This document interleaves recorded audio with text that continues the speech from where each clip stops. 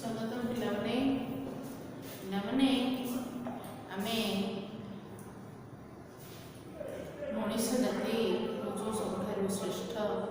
ତେଣୁ ସମସ୍ତେ ମଣିଷକୁ ଶ୍ରେଷ୍ଠ ବୋଲି କହିଥାନ୍ତି। କାହିଁକି ନା ତାର ବୁଦ୍ଧି ଅଛି, ତାର ପରିସ୍ଥିତିକୁ ସମ୍ଭାଳିବାର କ୍ଷମତା ରହିଛି।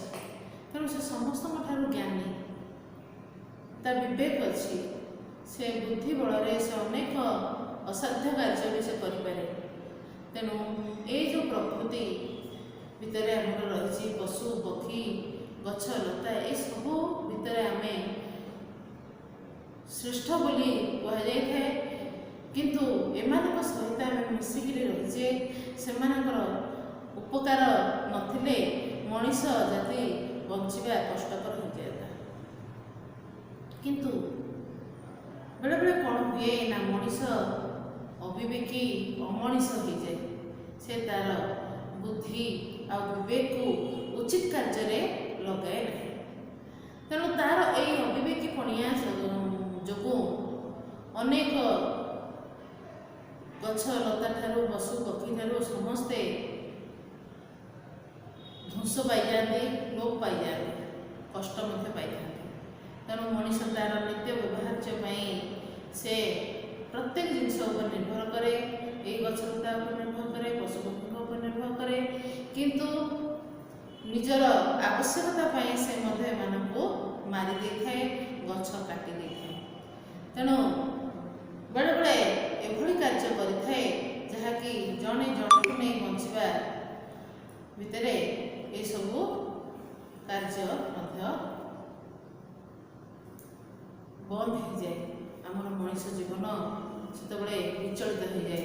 ବିଭିନ୍ନ ପ୍ରକାର ଦୁର୍ଭିକ୍ଷ ବା ବିଭିନ୍ନ ପ୍ରକାର ଝଡ଼ ବାତ୍ୟା ଏସବୁ ଆସି ପହଞ୍ଚିଥାଏ, ଯାହାଦ୍ୱାରା ମଣିଷ ଜୀବନ ମଧ୍ୟ ବିଚଳିତ ହୋଇଯାଏ।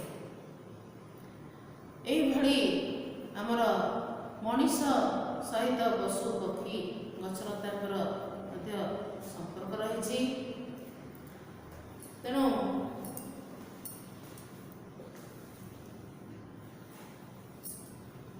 ଆମେ ଆଜି ପଢ଼ିବା ଗୋଟିଏ ପକ୍ଷୀ ଯାହାର ନାଁ ହେଉଛି ଡୋଡ଼, ଆଉ ଗୋଟିଏ ଗଛ ଯାହାର ନାମ ହେଉଛି କାଲଭେରିଆ। ତେଣୁ ଏ କାଲଭେରିଆ କ'ଣ? କାଲଭେରିଆ କିଏ? କାଲଭେରିଆ ହେଉଛି ମରିସସ୍ ଜଙ୍ଗଲର ଗୋଟିଏ ବୃକ୍ଷ, ଆଉ ଡୋଡ଼ ହେଉଛି ଗୋଟିଏ ପକ୍ଷୀ। ଦୁଇ ଜଣ ଭିନ୍ନ ପ୍ରଜାତିର ଥିଲେ ମଧ୍ୟ ଦୁଇ ଜଣଙ୍କ ପାଇଁ ଦୁଇ ଜଣ ଥିଲେ ପରସ୍ପର ପାଇଁ ପରିପୂରକ, ଜଣଙ୍କ ପାଇଁ ଜଣେ ବଞ୍ଚୁଥିଲା। ତେଣୁ ଏହି ବିଷୟ ହେଉଛି କାଲଭେରିଆ କାନ୍ଦୁଛି। ଏହାର ଲେଖକ ହେଉଛନ୍ତି ଡକ୍ଟର ନିତ୍ୟାନନ୍ଦ ସ୍ୱାଇଁ। ସେ ଜଣେ ଶିଶୁ ସାହିତ୍ୟିକ।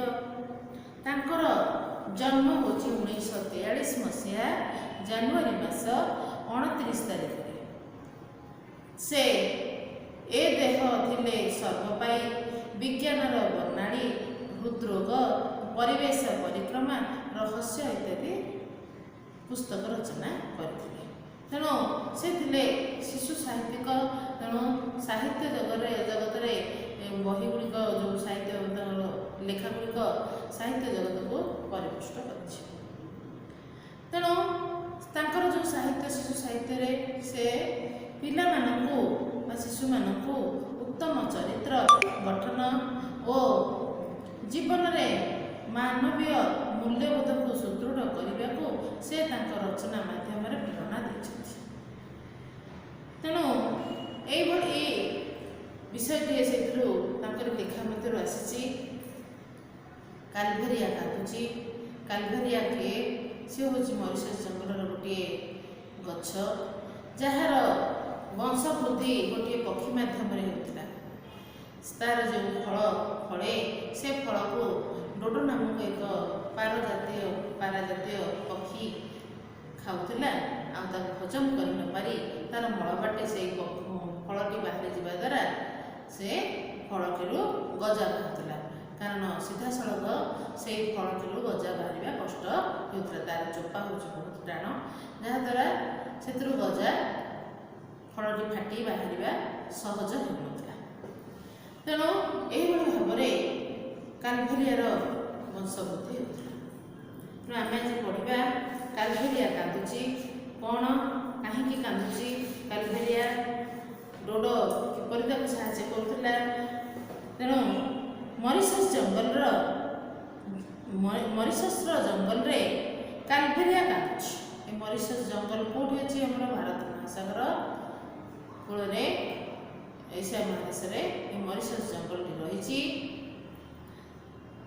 ଏ କାନ୍ଦ ଆଉ ବନ୍ଦ ହେବନି। ଦିନ କାଳ ତାର ସରି ସରି ଆସିଲାଣି, ହେଲେ ତା କୋଳରେ ସେ ପିଲାଟିଏ ଦେଖିଲାନି। ଗତ 300 ବର୍ଷ ତଳେ ଯାଇ ସେ ଶିଶୁ ମୁହଁ ଦେଖିଥିଲା।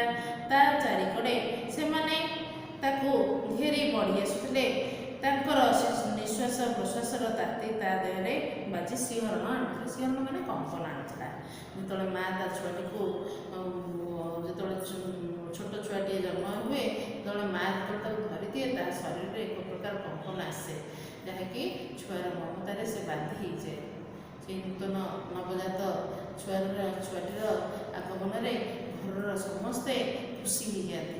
ତେଣୁ କିନ୍ତୁ ଅଧିକ ଖୁସି ହେଇଥାଏ ସେଇ ମା ଯିଏ 9 ମାସ ଧରି ତାର ପିଲାଟିକୁ ପେଟରେ ରଖିଥାଏ। ଆଉ ଯେତେବେଳେ ସେ ଛୁଆର ମୁହଁ ଦେଖେ, ତା ଭିତରେ ଏକ ପ୍ରକାର ଆନନ୍ଦ ଖେଳିଯାଏ, ଯାହାକି ତା ଶରୀରରେ ସେ ଛୁଆଟିର ସ୍ପର୍ଶ ପାଇଲା ପରେ ତା ଶରୀରରେ ଏକ ପ୍ରକାର କମ୍ପନ ସୃଷ୍ଟି ହୁଏ।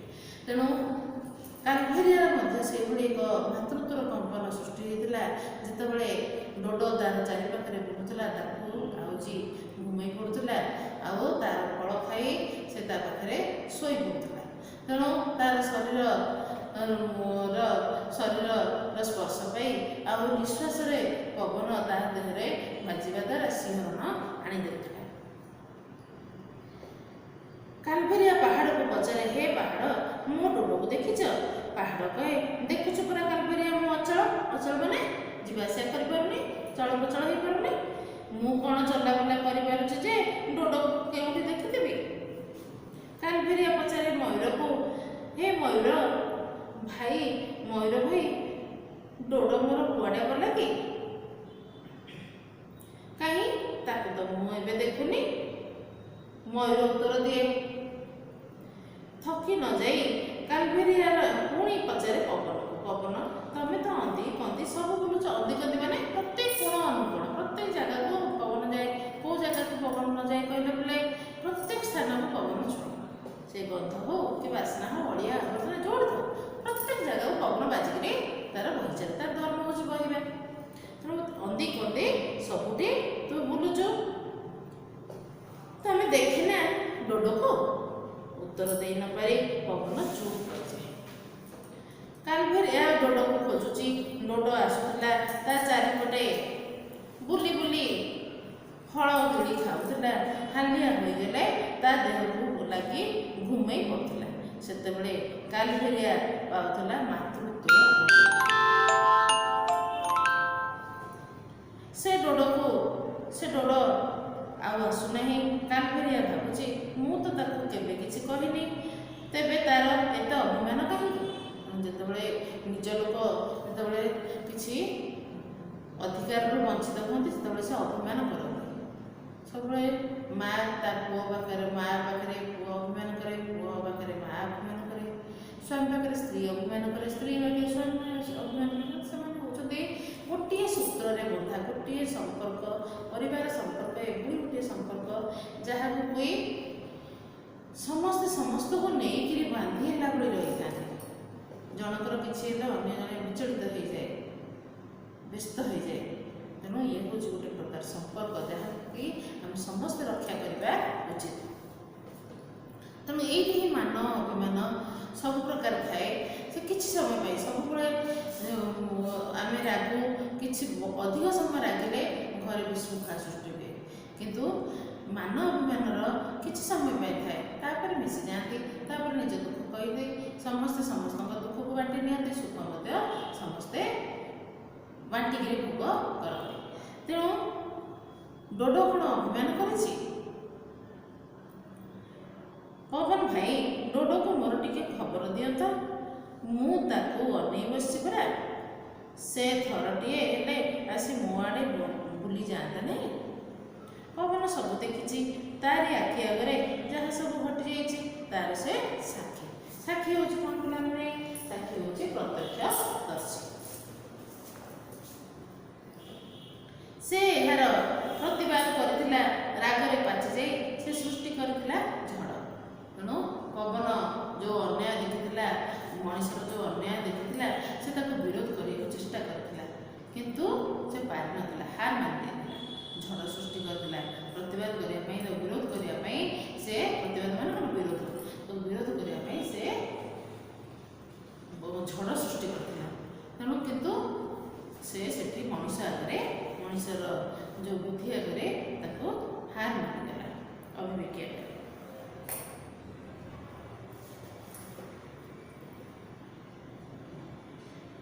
କିନ୍ତୁ ସେ ହାର ମାନିନେଲା। ଏଇ ଅମାନିଆ ଅବିବେକୀ ମଣିଷ ଜାତିଟା ପାଖରେ କିଏ ହାର ମାନୁନି ଯେ? ଯିଏ ବିବେକ ଖଟାଇ କାମ କରେନି ତାକୁ ଦୂରରୁ ଜୁହାର। ଏଇଟା ହେଉଛି ପିଲାମାନେ ତମର ସରଳାର୍ଥ, ତାକୁ ଚିହ୍ନ ଦେଇ ରଖ। ଭକ୍ତିରେ ନୁହେଁ, ଭୟରେ ଆଉ ଘୃଣାରେ, ଏଇଟା ମଧ୍ୟ ତମର ସରଳାର୍ଥ। ତେଣୁ ଯେଉଁ ବଳୁଆ ଲୋକ ତାକୁ ଲୋକମାନେ କ'ଣ କରନ୍ତି? ଡରନ୍ତି। ତାକୁ ଭକ୍ତିରେ ଭକ୍ତି କରନ୍ତି। ବଳୁଆ ଲୋକ ଯେଉଁମାନେ ଯିଏ ଭଲ କାମ ପାଇଁ କରନ୍ତି ତାକୁ ଭକ୍ତି କରନ୍ତି, କିନ୍ତୁ ଯିଏ ତାର ନିଜର ବଳକୁ ଅନ୍ୟର ହାନି ପହଞ୍ଚାଏ, ଅନ୍ୟକୁ ହାନି ପହଞ୍ଚାଇବା, କ୍ଷତି ପହଞ୍ଚାଏ, ଯେ କଷ୍ଟ ଦିଏ ଅନ୍ୟମାନଙ୍କୁ, ସେ ଯେଉଁ ବଳୁଆ ଲୋକ ତାକୁ ଲୋକମାନେ ଭଲ ପାଆନ୍ତି, କିନ୍ତୁ ସେ ଯାହା କହନ୍ତି ବାଧ୍ୟ ହୋଇକି ମାନନ୍ତି। ତେଣୁ ତାକୁ ଘୃଣାରେ ମାନନ୍ତି କିମ୍ବା ଭୟରେ ମାନନ୍ତି। ପବନ ଠିକ୍ କଲା, ଆଜି ସେ କାଲବେରିଆକୁ ସବୁ କହିଦେବ। ଏତେ ଦିନ ଧରି ଯାହା ସେ ଲୁଚେଇ ରଖିଥିଲା କାଲବେରିଆ ଠାରୁ, ଯେଉଁଗୁଡ଼ାକୁ ସେ ଲୁଚେଇ, ସେ କାଲବେରିଆ କ'ଣ ଚାହୁଁଥିଲା? ଡୋଡୋର ବିଷୟରେ ସେ ଜାଣିବାକୁ ଚାହୁଁଥିଲା। ଡୋଡୋ କାହିଁକି ଆସୁନି? ତେଣୁ ସେ ଡୋଡୋକୁ ଦେଖିପାରୁନି। ତେଣୁ ସେ ଡୋଡୋ ବିଷୟରେ ଜାଣିବାକୁ ଚାହୁଁଥିଲା। ଡୋଡୋ ବିଷୟରେ ପବନ ହିଁ ସବୁ କଥା ଜାଣିଥିଲା। ତେଣୁ ସେ ମନେ ମନେ ଭାବି ନେଇଥିଲା ଯେ ମୁଁ କାଲବେରିଆକୁ ସବୁ କଥା କହିଦେବି, ଆଉ ଲୁଚେଇକି ରଖିବି ନାହିଁ। ଗୋପନ ମାନେ ଲୁଚେଇବା। ସେଇ ଗୋପନ କାହାଣୀକୁ ତା ଆଗରେ ଖୋଲିଦେବ। ତାକୁ ଲୁଚେଇ କିଛି ଲାଭ ନାହିଁ। ଆଉ କେତେ ଦିନ ସେ ବଞ୍ଚିବ ବା? ତେଣୁ ସେ ଆଉ କେତେ ଦିନ ବଞ୍ଚିବ? କାରଣ ଜଣେ ଜଣଙ୍କ ଉପରେ ନିର୍ଭରଶୀଳ। କେ କାଲବେରିଆ ଗଛର ଫଳକୁ ଖାଉଥିଲା ଡୋଡୋ, ଆଉ ଡୋଡୋର ମଳରେ ବାହାରୁଥିବା ସେଇ ଫଳ, ତାର ଚୋପା ଯେତେବେଳେ ନରମ ହୋଇଯାଏ, ମଳରେ ବାହାରିଲା ପରେ ସେ ଗଜା ହେଇ ପୁଣି ସେଇ କାଲବେରିଆ ଗଛ ହେଉଥିଲା। ତେଣୁ ଏହିଭଳି ଭାବରେ କାଲବେରିଆ ଗଛର ବଂଶବୃଦ୍ଧି ହେଉଥିଲା। ତାର ଫଳକୁ ଖାଇ ଡୋଡୋ ଖୁସି ହେଇଯାଉଥିଲା, ତା ପେଟ ଭରି ଯାଉଥିଲା, କିନ୍ତୁ ହଜମ କରିପାରୁନଥିଲା। ସେ ଫଳଟି ଧୀରେ ଧୀରେ ତାର ପାକସ୍ଥଳୀ ଦେଇ ଯେତେବେଳେ ମଳଦ୍ୱାର ପଟେ ବାହାରି ଯାଉଥିଲା, ସେତେବେଳେ ଫଳଟି ନରମ ହୋଇଯାଉଥିଲା। ଚୋପା ତାର ବହୁତ ଟାଣ, ଯାହାଦ୍ୱାରା ସେମିତି ସହଜରେ ଚୋପା ଫଟେଇ ତାର ଅଙ୍କୁରୋଦ୍ଗମ ହୋଇପାରୁନଥିଲା। ତେଣୁ ଡୋଡୋ ମାଧ୍ୟମରେ ତାର ବଂଶବୃଦ୍ଧି ହେଉଥିଲା। ତେଣୁ ଯେତେବେଳେ ଡୋଡୋ ନାହିଁ, ଆଉ ତାର ବଂଶବୃଦ୍ଧି ହୋଇପାରୁନାହିଁ। ଏଇ ଯେଉଁ ଗଛ ଯେତିକି ବଞ୍ଚିଛନ୍ତି ସେ କେତେ ଦିନ ବାବା ବଞ୍ଚିବେ? ତେଣୁ ପବନ ଚାହିଁଛି ତାକୁ ସବୁ କଥା କହିଦେବା ପାଇଁ। ପବନ କହି ଚାଲିଲା, କାଲବେରିଆ ଚୁପ୍ ହୋଇ ଶୁଣି ବସିଲା। ପବନର ନିଜ ଆଖି ଦେଖା ଘଟଣା ସବୁ ସେ କାହାଣୀ ନଥିଲା, ସେ ସବୁ ଥିଲା ସାତ। ତେଣୁ ଆଜି ପିଲାମାନେ ଏତିକି ପର୍ଯ୍ୟନ୍ତ ପଢ଼ିବା। କ'ଣ ହେଇଛି, ତାର କାହାଣୀ କ'ଣ ହେଇଛି, ଡୋଡୋ କୁଆଡ଼େ ଯାଇଛି, ତାକୁ କାଲବେରିଆ କାହିଁକି ଖୋଜୁଛି, ଆଉ କେମିତି ତାର ଶେଷ ପରିଣାମ କ'ଣ ହେଇଛି, ଆମେ ଏହା ପରବର୍ତ୍ତୀ କ୍ଲାସରେ ଆମେ ଜାଣିବା। ମୁଁ ଆଜି ଯେତିକି ପଢ଼େଇଛି ତାକୁ ଲେଖିଦେଇଛି। ସରଳାର୍ଥ ଦେଖ। ଅଚଳ, ଚଳପ୍ରଚଳ କରୁନଥିବା, ସାକ୍ଷୀ ପ୍ରତ୍ୟକ୍ଷଦର୍ଶୀ, ସମଧର୍ମୀ ସମାନ ଧର୍ମ, ନିଷ୍କପଟ କପଟ ଶୂନ୍ୟ, ଅବିବେକୀ ବିବେକ ଶୂନ୍ୟ, ବେଉସା ବ୍ୟବସାୟ ଧନ୍ଦା। ବିପରୀତ ଶବ୍ଦ, ଅବିବେକୀ ବିବେକୀ, ଅଭିମାନ ମାନ, ସମ ବିଷମ, ନିଷ୍କପଟ କପଟ, ପ୍ରତିବାଦ ସମର୍ଥନ। ତାପରେ ଆମର ବାକ୍ୟ ଗଠନ, ଯେଉଁ ଶବ୍ଦ ଗଠନ ଶବ୍ଦ ରହୁଛି ଆମେ ତାର ବାକ୍ୟ ଗଠନ କରୁଛେ। ମୁଁ ଏଠି ମଧ୍ୟ ଦୁଇଟିରେ ଲେଖିଛି। ଅଚଳ, ଗାଡ଼ିର ଇଞ୍ଜିନ ଅଚଳ ହୋଇଗଲେ ଗାଡ଼ି ଚାଲିବ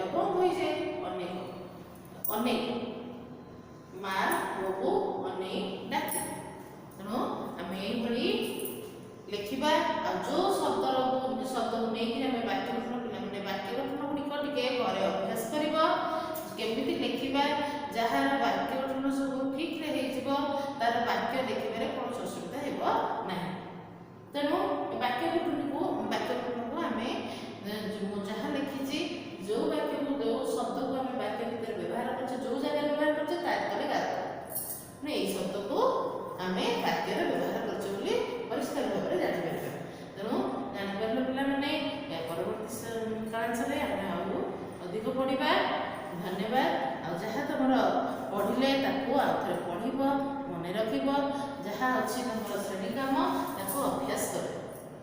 ଏଇ ଶବ୍ଦାର୍ଥ, ବିପରୀତ ଶବ୍ଦ, ବାକ୍ୟ ଗଠନ ଏଭଳି ଆହୁରି ଅଧିକରୁ ଅଧିକ ତମେ ନିଜେ ବହିରୁ ବାହାର କରିବାକୁ ଚେଷ୍ଟା କର ଆଉ ତାକୁ ପଢ଼ି ମନେ ରଖ। ତମର କ୍ରିୟାକଳାପ ହେଉଛି ଡୋଡୋ ପକ୍ଷୀର ଚିତ୍ର ଆଙ୍କିବ ବା ଲଗେଇବ ଖାତାରେ। ତେଣୁ ଖାତାରେ ତାକୁ ଲଗେଇବ। ତାକୁ ପ୍ରତି ବିଷୟର ପଢ଼ିବା ବେଳେ ମୁଁ ତୁମକୁ କହିଛି ପ୍ରତି ବିଷୟ ପଢ଼ିବା ପରେ ଲଗାଅ କିମ୍ବା ଆରମ୍ଭରୁ ତୁମେ ଚିତ୍ରଟିଏ ଲଗେଇବ।